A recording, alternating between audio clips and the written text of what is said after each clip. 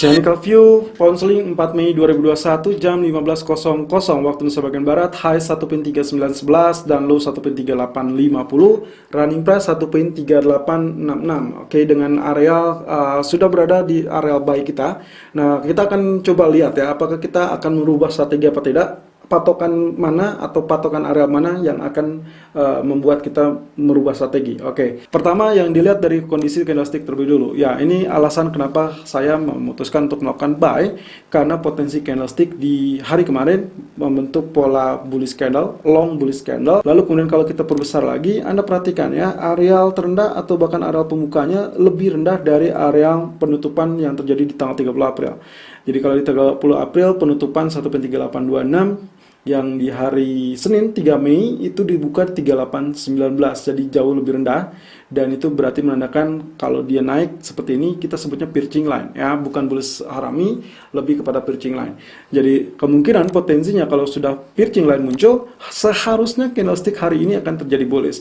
Tapi dengan kondisi yang sampai saat ini di sore hari ini dia mulai penurunan, apakah kita harus mempertimbangkan ulang atau tidak? Ya, sampai saat ini belum ya, tapi yang jelas kalau dia sampai tembus zona 1.3822 adalah 61.8% dari Fibonacci retracement daily, tentunya kita harus merubah strategi. Ya, tentunya agak relatif berisiko memang, tapi setidaknya harus menunggu konfirmasi terlebih dahulu. Atau bisa saja Anda menunggu konfirmasinya setelah zona 1.3800 betul-betul ditembus. Selama itu tidak ditembus, maka potensi pantulan ataupun rebound itu masih bisa terjadi.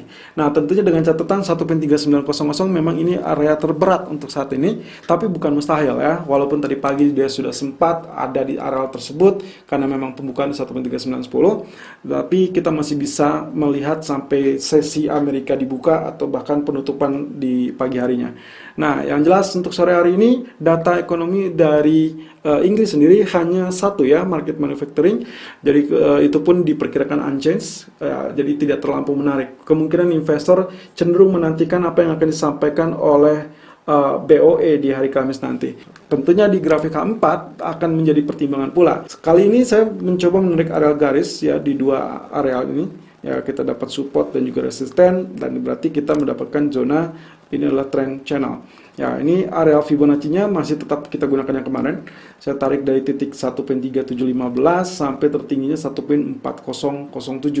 Nah, berarti areal yang akan membantu kita di sini adalah areal tengah 38.2, 50% dan 61.8%. Yang berarti berada di kisaran 1.3895 sampai 1.3827. Lalu kemudian sudut pandang saya melihat dari sisi ini.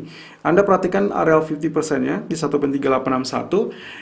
1, 2, 3, 4 ya, 4 titik lalu ditambah yang hari ini berarti dia sudah ada 5 titik ya. Artinya apa? Ada dua kemungkinan sebetulnya. Ini bisa saja terjadi penurunan karena dia rentan, atau Anda bisa menafsirkannya bahwa ini adalah areal terkuat ya, areal terkuat, areal tengah yang terkuat. Jadi kemungkinan di sini bisa atau masih bisa diharapkan untuk terjadi pantulan.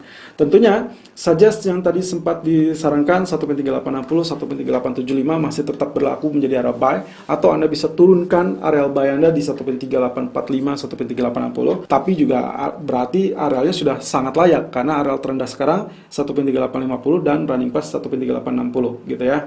Jadi Anda sudah masuk teritori buy kita. Target pertamanya adalah 1.3930, atau bisa saja Anda turunkan kurang lebih di zona 1.3915 ataupun 3920. Lalu kemudian target keduanya, perkiraan saya mungkin kita akan melihat 1.400, tapi karena dia didahului dengan penurunan yang agak mengkhawatirkan, oke, kita turunkan saja ATP kedua kita mungkin di kisaran 1.3970. Oke, dan kemudian untuk switch strategi tadi kita sudah tentukan di bawah zona 1.3820, atau kalau mau aman, kalau dilihat dari grafik keempat, berarti dia harus tembus zona trend channel ini. Itu adalah 1.3790. Selalu gunakan stop loss dan risk management sesuai dengan equity dan strategi trading Anda. Irfan untuk Agrodana. Technical view Euro USD 4 Mei 2021 jam 15.06 waktu Indonesia bagian Barat, high 1.2063 dan low 1.2006, running price 1.2016. Oke, dengan area yang hampir sama, relatif sama dengan apa yang terjadi dengan pound sterling setelah sempat terjadi spike kemarin, ternyata diwarnai dengan bearish candle sampai saat ini.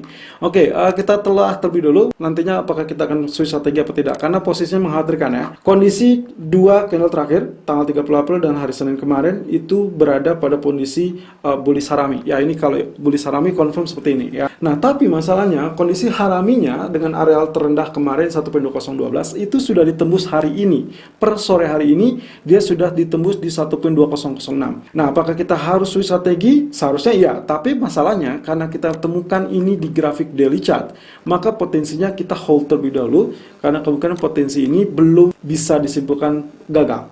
Ya, masih terlalu dini untuk menyimpulkan gagal karena kita masih tetap harus menunggu penutupannya terlebih dulu. Kalau close di bawah zona 1.2012 ya, itu adalah area low kemarin, maka kemungkinan barulah kita simpulkan besok akan terjadi bearish kembali. Atau bisa juga potensinya penurunan pun akan relatif terbatas di 1.1973. Jadi kita lihat saja 1.1973 ini bisa ditembus apa tidak. Ekspektasi saya, areal trend channel ini membantu kita sehingga kemungkinan potensi penurunan optimal itu di 1.1973 sebagai zona dip ataupun correction. Jadi koreksi normal sebelum nantinya akhirnya melanjutkan kenaikan. Jadi ini naik, kemudian ini correction, lalu kemudian dia mengalami kenaikan. Lalu kemudian di grafik H4-nya memang ini cukup dilematis. Di 2 minggu yang lalu, garis trendline ini itu sangat-sangat efektif membantu kita beberapa kali dan akhirnya ditembus di tanggal 30 April. Ya, ini yang menjadi permasalahan. Kalau misalnya suatu trendline sudah ditembus, berarti kita bisa artikan itu adalah perubahan tren. Nah, masalahnya perubahan tren ini juga akan kita lihat selidiki lebih lanjut dari posisi yang terjadi di daily chart. Nah, karena di grafik H4-nya memang sudah terjadi perubahan tren, maka yang harus terjadi adalah perlawanan dari pattern ataupun pola grafik kembali. Nah, saya harapkan kali ini adalah pola double bottom. Bisa saja bottom yang kedua ini akan jauh lebih rendah, atau mungkin sedikit lebih rendah, atau equal dengan bagian yang sebelumnya. Tentunya dengan areal terendah yang kemarin di 1.2012, tentunya sekarang sudah mengisyaratkan bahwa dia gagal ya. Artinya areal bottom kedua ini akan jauh lebih rendah atau sedikit lebih rendah. Nah, maksimumnya di area mana? Mungkin saja bottomnya dianggapnya maksimum di 1.1984 atau yang paling ideal sebetulnya 1.200 ya, atau kalau equal harusnya 1.2012. Tapi oke. Intinya adalah ini kemungkinan potensial double bottom bisa diharapkan. Dengan catatan, kalau ternyata dia tembus di bawah 1.1980, kita abaikan kondisi double bottom, justru kita harus switch strategi menjadi area sell on breakout. Ya, betul sekali. Lalu kemudian, kalau yang tadi kita kembali lagi, ini betul-betul double bottom, neckline akan berada di 1.2073 atau 1.2075 ya. Jadi kalaupun dia ini betul-betul naik, maka PR utamanya dia harus berhasil tembus. Walaupun nantinya betul-betul tembus pun kita masih tetap dihantui atau dibayangi dengan garis trendline ini. So, untuk sementara kita masih tetap pertahankan zonasi buy di 1.2030 ataupun 1.2045. Biarkan saja TP kita 2085 dan TP kedua kita 1.2145. Mungkin turunkan saja TP pertamanya bukan di 1.2085 tapi melainkan di 1.2065 atau 1.2070 ya. Dan TP kedua kita turunkan di 1.2130. Sementara untuk stop loss ya tetap saja di 1.1980 karena kita mengacu kepada areal ini. Kemudian juga untuk berjaga-jaga in case ternyata memang betul saatnya dia tergelincir, jadi kita bisa lakukan switch strategi saat areal 1.1980 tersebut ditembus. Selalu gunakan stop loss dan risk management sesuai dengan equity dan strategi trading Anda. Irfan untuk Agrodana.